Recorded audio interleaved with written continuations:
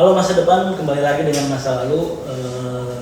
Pada podcast kali ini saya akan ngobrol dengan salah satu pemuda yang memiliki dampak positif juga, konsen dalam pemberdayaan dan juga konsen di dunia kreatif yang memiliki basic di dunia digital juga.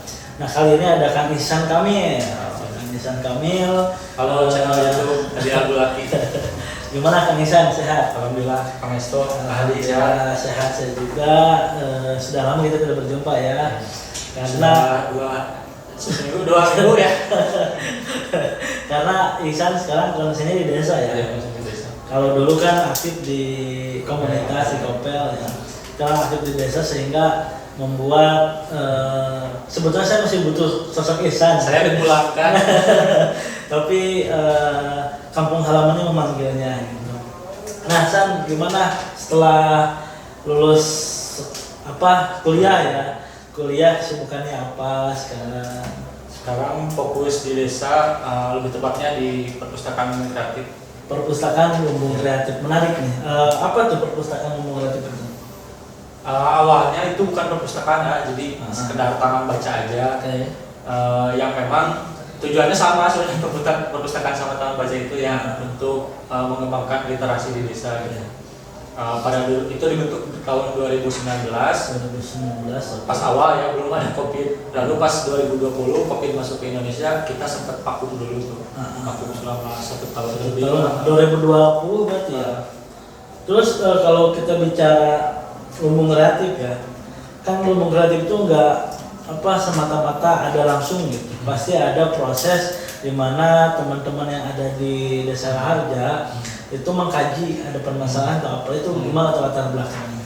Awalnya keresahan ibu-ibu sih. Keresahan ibu terhadap anaknya gitu yang kecanduan main game, bahkan sampai marah-marah pengen dibeliin HP yang memang speknya cukup buat game online itu. Terus anak-anak banyak yang berkata kasar juga, yang memang kata-kata yang sebelumnya tidak ada ya di anak-anak di situ, tapi ketika sudah kenal dengan dunia game ya bahasa-bahasanya jadi aneh-aneh. Ya, karena kan kalau mabar itu kan bahasa orang luar keluar ya. Itu sih kita pengen bukan memerangi ya, lebih ke mengurangi sih, karena itu kan kemajuan teknologi juga yang bisa berdampak positif juga. Bahkan ada satu tim game gitu yang kita perlombakan gitu. Oh berarti difasilitasi juga ya? Kalau difasilitasi enggak sih, cuman ketika mau didukung lah. Nah selain itu lumbung kreatif konsen di apa lagi San? Ada program-programnya. Kayak misalkan literasi ya. Kalau literasi kan udah jelas nih, ada perpustakaan. Apakah ada pemberdayaan yang lain kayak pelatihan atau apa? Ada namanya lumbung kulikuler. Lumbung kulikuler itu ada seni tari, ada sepak bola, badminton, seni calung, seni musik, banyak juga. Terus pelatihan komputer gitu sih. Nah untuk yang komputer ini itu gak cuma anak-anak tapi ada orang tua juga, bapak-bapak gitu. Keren. Karena sekarang lumbung kreatif udah punya komputer ya? Ya ada karena dulu kan kalau taman baca kita kecil-kecilan lah ya, tapi kalau sudah perpustakaan kita di bawah naungan Disipusda. Jadi dikasih pinjam lah gitu. Dari Perpusnas RI. Perpusnas RI ya. Keren nih. Salah satu perpustakaan desa yang sudah di bawah naungan Perpusnas RI. Itu salah satunya Desa Raharja.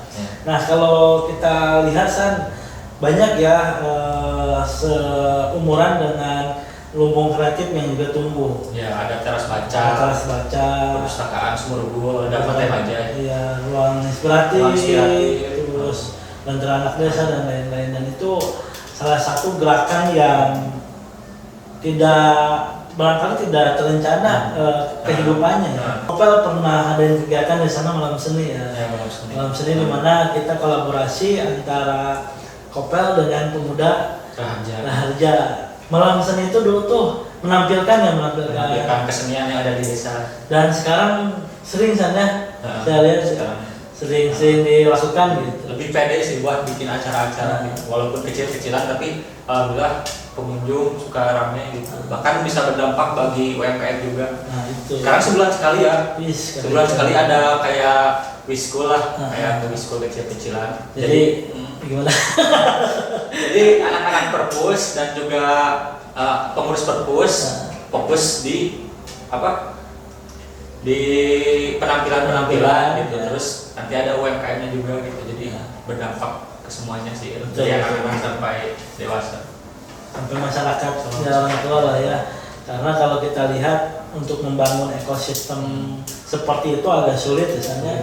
Kalau ikan coba main lah ke desa mana agak sulit, dan tapi tidak semua pemuda di situ seperti itu. Di setiap desa itu pasti ada 1, 2, atau 5 anak muda yang ingin membangun kampung halamannya. Jadi jangan kaget ketika kamu datang ke desa, ada sebagian anak muda yang kayak gini, anak muda yang kayak gini, ada berbeda. Pun sama pasti di Lumbung Kreatif juga awalnya gitu. Pasti ada apa ya? Alhamdulillah sih ya, diberkati teman-teman dan rekan-rekan yang memang satu frekuensi, punya tujuan yang sama. Lebih enaknya itu ya Pak. Karena kan kalau saya pelajari dari beberapa teman-teman juga, mereka agak sulit membangun saya sekarang ada 3 desa yang masih dalam pembinaan. Jadi saya juga sekarang masih aktif buat bentuk teman baca lagi nih di desa-desa. Ada yang konsen lah 1, 2, 3 orang, cuman ya ada yang berkata nah sih begituan. Pasti ya gitu. Iya pas selalu ada. Kalau yang namanya di desa jangankan gimana ya bahasa Indonesia ya? Jangankan kagorengan, kehalusan lebih ngomongin. Tapi ada goreng ke baso. Ada goreng ke baso. Nah, kalau kita lihat sekarang Ihsan sudah katakanlah berani menjadi mentor lah ya di lingkungan untuk anak-anak remaja. Terus juga Ihsan sudah berani buat istilahnya gerakan yang mana dulu mah di desanya belum ada sekarang sudah ada dan hampir kontinu lah ya berkelanjutan. Apa sih yang membuat Ihsan ini pede? Gitu. Karena ngerasa tanggung jawab aja sih ya. Karena kalau di desa ya saya bakti enggak gitu, bakti Jumat bersih-bersih. Ya minimal kita bakti dalam hal lain lah. Bakti dalam meningkatkan kreativitas anak-anak, dalam mengenalkan desa kita keluar gitu. Lebih ke situ sih, ngerasa punya tanggung jawab ya. Saya mau berperan sebagai apa nih, setiap orang kan punya perannya. Jadi ya udah saya ambil peran yang itu aja gitu. Baktinya lewat situ aja. Ya, paham. Tapi kalau Ihsan perhatikan rasa tanggung jawab itu lahir tidak secara terpaksa kan? Alami ya. Nah, Ihsan menyadari nggak apa sih yang membuat Ihsan punya rasa itu gitu, punya rasa tanggung jawab itu, pengen ada yang ini, pengen perhatian ke adik-adiknya dan lain-lain. Tumbuhnya dari mana? Sebenarnya terpaksa sih ya. Terpaksa ya karena lingkungan tidak apa ya. Kalau misalkan ada mungkin yang seperti itu, mungkin saya cuma diam aja. Tapi karena kayaknya kalau gak kita yang bergerak, ya siapa lagi gitu. Jadi karena keadaan memaksa saya untuk melakukan hal itu sih. Ya, terus kan jadi punya tanggung jawab padahal Tuhan menciptakan ketenangan. Tapi saya malah dibuat. Betul. Kadang orang-orang seperti itu senang diriweuh. Karena apa? Karena kayak hobi aja gitu, kayak candu. Mikirin ini anggota banyak, mikirin gimana caranya anggota harus gini tepak lah. Tapi enjoy dan itu menjadi salah satu refleksi kita gitu. Terus juga ketenangan itu kadang menurut saya itu datang dari berbagai hal gitu. Bukan hanya tenang nyicing, ada yang cair lain, tapi juga ketika ngobrol dengan orang satu frekuensi, ketemu dengan orang satu frekuensi, bekerja dengan orang yang satu frekuensi adalah ketenangan. Ya kayak Ihsan sekarang bikin Lumbung Kreatif, kalau teman-temannya enggak saling support, repot juga kalau sendirian. Gitu. Ya, alhamdulillah semacam ada Nah, energi. semacam ada energi ketika orang-orang sekitar satu apa ya, Satu lingkungan, satu frekuensi gitu. ya. Satu frekuensi yang punya tujuan, keresahan dan solusi bareng-bareng gitu. Nah, San lebih mengkerucut kepada dirimu lagi nih. Kalau tadi udah merasa punya tanggung jawab, pasti sudah ada di fase ingin melakukan. Nah, dulu kan kalau kita lihat mungkin Ihsan nggak kayak hari ini yang berani bicara di depan umum, yang berani melakukan sesuatu, yang berani mencoba melakukan hal-hal baru. Apa sih yang menjadi motivasi untuk Ihsan melakukan itu? Gitu? Sebenarnya lebih ke ada dua faktor. Pertama lingkungan, yang kedua momentum. Karena waktu SD saya dari kelas 1 sampai kelas 3 emang ekstrovert banget, suka apa, kalau guru nanya saya cuma tangan gitu. Sampai pada akhirnya saya jadi introvert karena apa ya, jadi terkesan apa yang saya lakukan tuh kayak tidak disukai orang gitu, jadi sering dimusuhi dan sebagainya. Bukan bullying ya, tapi lebih ke So ganteng lah ya. belagu lah itu. Jadi saya sering dimusuhi, yang pada akhirnya udahlah saya jadi orang biasa aja gitu, gak usah sesuatu banyak ngomong gitu, ya gitu sih. Sampai pada akhirnya SMP juga sama, karena kaget lihat orang banyak, orang yang tidak kenal dan Orang baru lah, ya udahlah saya jadi orang cicingan aja. SMA sama, karena SMP Satuan Esa, SMA Satuan Esa orang-orangnya masih sama gitu. Sampai pada akhirnya ketika kelas 3 semester 2 saya kenal Kopel tuh. Nah, kelas 3 semester 2 tahu Kopel, dan saya termasuk yang paling muda ya di Kopel karena dulu isinya mahasiswa semua, ya, mahasiswa dan yang kerja. Betul. Di situ saya merasa kok saya panglevikna tapi suara saya itu didengar gitu lah. Ya. Jadi lebih pede aja gitu ketika ada momen itu, ya udah saya ini saatnya untuk mendobrak gitu, karena saya berada di lingkungan baru, peduli amat gitu, saya kenal dia. Betul. Dan ketika kuliah pun gak ada yang kenal gitu, jadi untuk membuat saya pede, saya bukan ganti nama, ganti panggilan. Tadinya Iksan, jadinya Emil gitu, di sana nama. Pas perkenalan pengen dipanggilnya Emil gitu, jadi gak ada tuh Iksan yang dulu gitu. Oke, tapi tetap di Kopel Ihsan. Udah Iksan karena awalnya belum kepikiran situ sih. Iya. Tapi sekarang Ihsan ini apa, senang puisian ya. Saya lihat pernah di kampus terus di malam-malam puisi, baca puisi sama teater. Itu kan salah satu tindakan yang mendobrak ketakutan. Ya. Dan Ihsan hari ini sudah berada di titik itu. Apakah Ihsan akan melahirkan Ihsan yang lain? Tuh, Iksan. Kameramen Iksan tetap. Sebenarnya waktu itu senang puisi, senang literasi karena kejebak juga pas masuk Kopel. Saya kira Kopel banyak kejebak. Kopel kan komunitas pen ada lensa ya. Saya ambil lensanya aja, ingatnya lensa. Saya suka videografi itu waktu SMA. Ada Kopel Tuanayasa tuh dalam acara pagi literasi sama malam minggu berfaedah. Kirain itu ngebahas fotografi, ngebahas kamera kayak gitulah. Saya datang ternyata ngebahas sastra. Ya aneh kan, maksudnya ketika berbicara sastra, bicara juga public speaking. Di situ saya harus berbicara. Sampai akhirnya saya ngerasa ya udah saya masuk ke sastra aja, kayaknya lebih cocok di sini deh gitu. Padahal basically lebih ke videografi ya. Ihsan juga pernah bikin film katanya. Ihsan film juara 1 walaupun cuma di skala-skala. Tapi itu lumayan bikin pede ya, karena itu pertama kali saya ke depan gitu, ke panggung gitu buat. Ya kalau kita apa ya istilahnya punya apa target, terus kita sudah berhasil di titik target itu, ya kita akan merasa kedepannya itu juga hal-hal yang mudah saja, hal-hal yang apa memasuki anak tangga kedua. Iya, anak tangga kedua lah kalau istilahnya. Cita-cita setinggi langit itu ketinggian. Bercita-cita lah seperti anak tangga satu demi satu. Lebih kabosan sama kita ya. Lebih kabosan.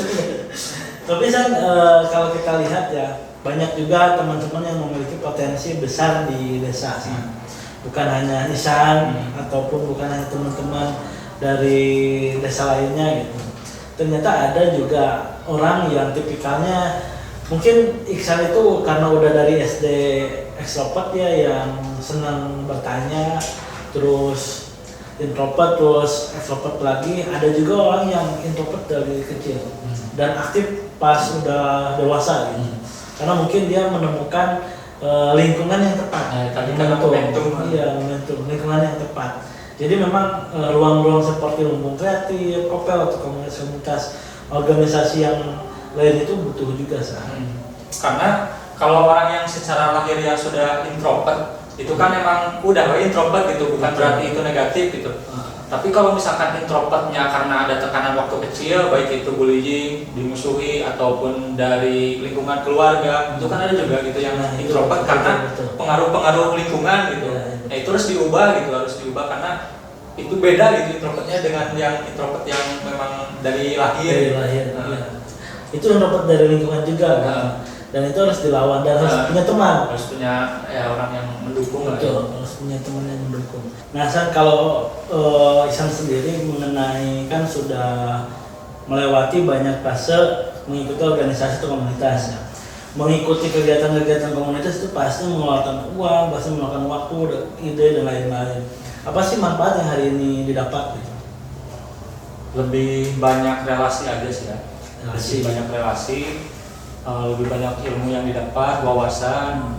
Jadi itu kan yang saya bawa gitu ke desa ketika sudah berkelana dari organisasi ke organisasi, di situ dapat sesuatu yang memang bisa saya sebarkan lagi gitu. Oke. Jadi ada istilah namanya saling silang energi. Nah, saling silang energi ini ya tadi permasalahan-permasalahan yang ada di desa dirimu punya masalah. Siapa tahu kalau kamu main ke desa ini jawabannya ada. Dan pun masalah desa ini pasti ada jawabannya. Jadi silaturahmi teman-teman. Kuncinya silaturahmi. Kadang Niron juga kan disalahin aja dari salin mah ya kia gitu. Bisa orang berbahaya gitu. Jadi motivasi juga. Motivasi ya. Ketika tadi sudah kita punya relasi dengan berbagai komunitas desa, pasti apa yang kita rencanakan juga akan terwujud. Program-program yang kita bangun di lingkungan juga akan terwujud. Pertanyaan terakhir kalau dari saya, resolusi dirimu ke depan itu apa ya? Resolusi Ahadi dulu deh. Kalau resolusi saya hidup. Hidup pun sudah menjadi pencapaian ya. Hidup sampai sekarang. Prestasi. Apa tuh Pribadi atau untuk pribadi lah, karena kan aku wawancara diri. Kalau untuk pribadi sih lebih ke pengen paham bahasa Inggris ya. Kenapa tuh? Karena kalau kata Adi kan tadi yang tangga itu kita naiki satu persatu ya. Butuh langkah pertama untuk langkah kedua. Kayaknya kalau bisa bahasa Inggris itu bisa jadi dua-dua deh. Nampaknya. Ya saya aja jujur kalau naik tangga karena kaki saya panjang dua-dua gitu. Ya sama ketika kita bisa berbahasa Inggris kan membuat kaki kita lebih panjang gitu, jadi menaikinya lebih cepat lah. Tapi lebih ke paham aja sih kalau untuk tahun ini, karena kalau untuk speaking butuh praktek dan butuh beberapa tahun juga. Ya beberapa waktu lah, tahunan juga. Kalau pengen public speaking ya jangan sampai gini lah, saya belum masih ngobrol terus masih ada ngobrol resmi sambil belajar sambil berbagi pengalaman dan juga berbagi energi bahwa tumbuh dari desa itu bisa dari berbagai hal. Tidak hanya kamu yang kuliah, kamu yang punya privilege orang kaya, kamu yang punya ayahnya pejabat misal, tidak juga ya. Karena siapapun boleh tumbuh. Siapapun boleh tumbuh, dan ketika tumbuh ingat harus kuat di akar. Jadi jangan tumbuh terus. Dalam artian tuh kita harus kuat di akar tuh, jangan lagu lah tumbuh terus, tidak memikirkan gimana keilmuan kita, pengabdisan kita. Ketika kalau kamu udah tumbuh akar nauweuhan, nya ditumbangkan gampang. Ini saya boleh nanyakan ya? Boleh. Kalau kata Adi, kita harus mendengarkan apa kata orang nggak sih? Boleh. Boleh. Karena kan itu bisa mempengaruhi juga tuh. Iya betul. Gini San, kalau yang saya pakai dalam hidup, saya senang mendengarkan kata orang, tapi saya paling senang mendengarkan kata hati sendiri. Karena apa? Kalau kita senang mendengarkan apa kata orang, tapi pada akhirnya kita senang mendengarkan kata hati kita sendiri, kita sudah merangkum dari banyaknya omongan-omongan orang lain. Saya selalu mengafirmasi kepada pikiran saya harus mendengarkan siapapun yang bicara, tapi saya harus mengambil baiknya kepada diri saya, siapapun yang bicara itu. Gitu. Karena yang ngerti diri sendiri cuma diri sendiri. Nah itu, yang ngerti diri sendiri. Jadi apa kata orang ya kita tampung gitu, baiknya yang baik-baiknya, terus ya kita rangkum apa yang menurut baik untuk diri saya gitu. Iya betul. Kalau resolusi apa tadi? Hidup. Masa hidup aja. Resolusi saya hidup, karena hidup tuh bukan hidup saja San. Di dalam kalimat hidup tuh banyak. Kita nggak akan pernah merasa hidup kalau hidup kita tertekan. Nah, maksud dalam hidup itu ya berarti ketenangan kan. Hidup tenang, hidup bahagia. Hanya apa? Hadi. I I-nya Ibnu. D D-nya doa. U-nya uang. P-nya perjuangan. Itu hidup. Hadi, Ibnu, doa, uang, perjuangan. Gitu. Ada lagi sih? Ya. Jadi saya yang jadi MC ya. Katanya tadi kan kalau ingin kita bermanfaat bagi orang banyak, kita harus lingkungannya juga harus orang-orang yang senang bersosial dong gitu. Ya. Kalau misalkan kita pengen kaya nih ya, apakah kita harus bergaul dengan orang-orang kaya? Sebetulnya itu istilah-istilah yang menurut logika harus. Cuman tidak harus seperti itu juga. Balik lagi San, yang merajai diri kita ya diri kita sendiri. Jadi diri kita lah yang bisa menentukan kita ke depan jadi apa. Kita ada istilah quotes, kalau kamu yang menjadi orang pintar kamu harus berada di lingkungan pintar. Tidak juga. Kadang kamu harus berada di lingkungan orang-orang yang tidak paham untuk diri kamu yang tidak sombong gitu. Yang mencoba belajar lagi. Kalau masalah itu ya saya kan maksudnya ekstrovert tapi pernah introvert juga. Kadang ketika berada ke lingkungan baru, terus orang-orang lebih banyak bicara, saya malah suka diem Pak. Jadi suka elexima lah. Kalau misalkan saya ke lingkungan yang pendiam, saya paling aktif bicara gitu. Malah sebaliknya gitu. Ya itu masih sebetulnya kebutuhan diri sendiri San. Balik lagi. Karena kan kalau ya memang orang juga sama asli. Ketika banyak orang yang paham, banyak orang yang bicara, kita memilih diam. Tapi balik lagi, apakah diam kita hanya akan mengalir? Pasti ada, kita mah pintar-pintar cari clue aja. Ada clue yang dibutuhkan, yang kita masuk, sehingga kita bisa melangkah 5 anak tangga dari orang-orang yang bicara itu. Gitu.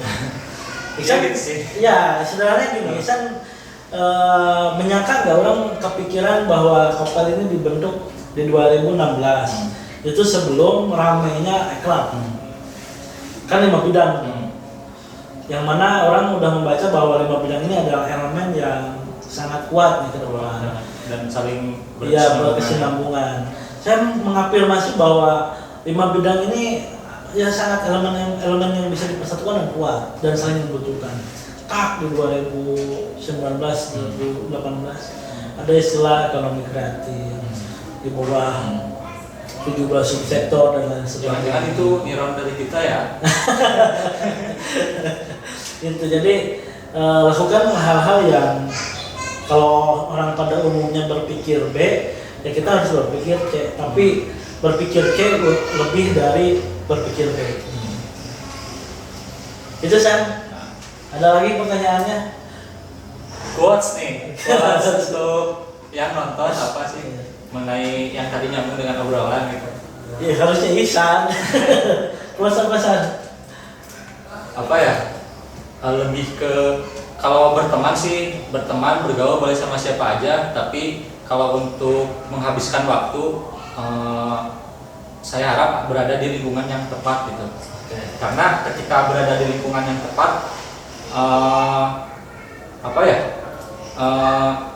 karena ketika berada di lingkungan yang tepat saya tidak akan pernah khawatir akan kehabisan cermin gitu. Karena orang-orang sekitar adalah cermin yang sangat jernih gitu. Jadi jangan sampai ketika kita menghabiskan waktu di lingkungan yang tidak benar gitu, malah nanti terbawa arus gitu. Hidup hanya sekali, belajarlah berkali-kali. Oke, Ihsan Kamil, terima kasih banyak sudah nongkrong datang ke studio jauh-jauh dari Wanayasa. Semoga apa yang diceritakan menjadi inspirasi dan juga jadi energi bagi teman-teman